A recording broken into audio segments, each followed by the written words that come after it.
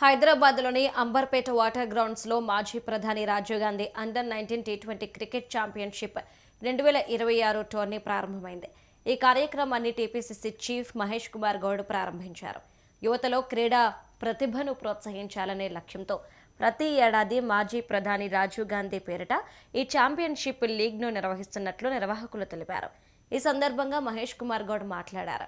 రాజీవ్ గాంధీ యువతకు అవకాశాలు కల్పించిన దూరదృష్టి కలిగిన నాయకులని గుర్తు చేశారు.